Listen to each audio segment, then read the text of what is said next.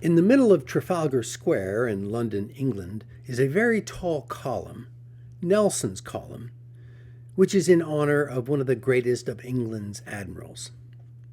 There is a wonderful story about Lord Nelson, recounting how he behaved during the Battle of Copenhagen. His fellow sailors pointed out that another admiral of the fleet had set signal flags to tell the ships to back off.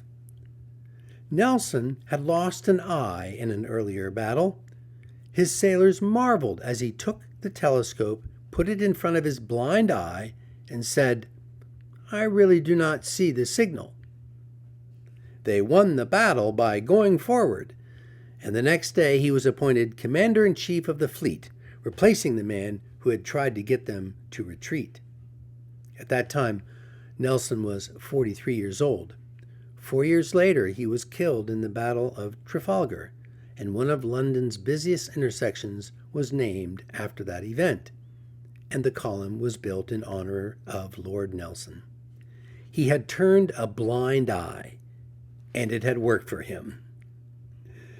Now, normally this expression is used to criticize people who willfully ignore something that they should notice. But in this spiritual growth program, we use it to mean something really important to our state of mind. This positive meaning goes back to the Bible, where in Isaiah 42, the Lord is said to be both deaf and blind. And what does that mean? It means that God does not look critically at our shortcomings or judge us harshly for our imperfections. He knows our limitations and gently and lovingly leads us away from evil to do good. The prophet Habakkuk says, "You are of purer eyes than to behold evil."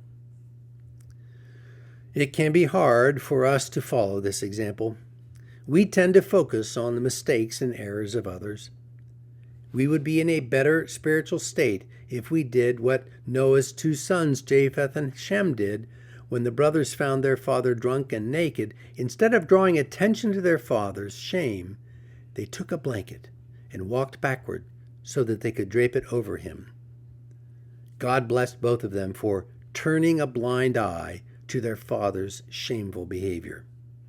And Jesus talks about the same thing when he asked people why they notice a speck of dust in someone else's eye, but do not notice the huge plank of wood in their own eye. So the task is turning a blind eye. When you notice something in someone else that you feel critical of, turn a blind eye. Turn your eyes to something positive.